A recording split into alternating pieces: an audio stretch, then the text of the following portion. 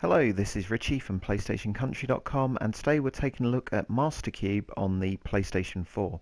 And this is a twin-stick shooter that's turned up on PSN this week, and it appears to have been authored and self-published by a gentleman called Ertem Yazilim. But before we get into the game, I want to show you something first. So what we got here, firstly, is Super Stardust Ultra on PlayStation 4. Which is a game that I didn't actually like that much when I first reviewed it, but I've really kind of grown to like it a lot more. It's got more depth than maybe I first imagined. But just take a look at those graphics, plus it also supports 3D, like proper 3D with the glasses, and that's great. And here we've got one of the levels from Geometry Wars 3, which is probably the best twin stick shooter on the system. So just take those in for a second.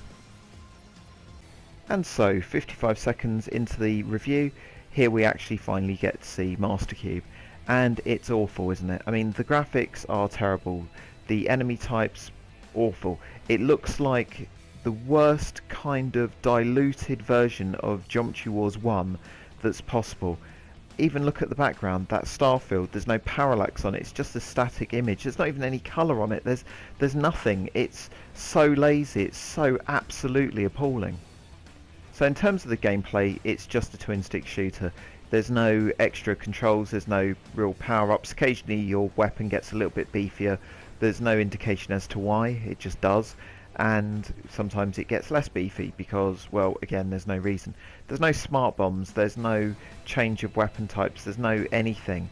Look at the on-screen display down there. You've just got some lives at the top corner, you've got a multiplier, don't know what makes that go up. And that's it. When you die, you can either restart or go back to the main menu, but the main menu only has one option, which is to start. So that's it. I mean, it's a fucking shoot 'em up, but there's no leaderboards. You don't even get to see your high score once you've set it. That's it. There's no reason to keep playing beyond the trophies, and I wouldn't normally talk about trophies in a review, although I am kind of into trophies, but on this game they deserve special mention because they're absolute horseshit.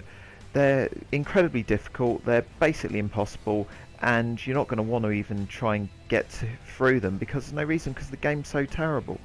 But to give you an indication, one of the trophies is for surviving something like 25 minutes without dying, which is nearly impossible because if you leave the middle of the area, then something's probably going to teleport onto your head, and you get no indication that anything's coming, whereas those games I showed you before kind of foreshadow what's going to land on you.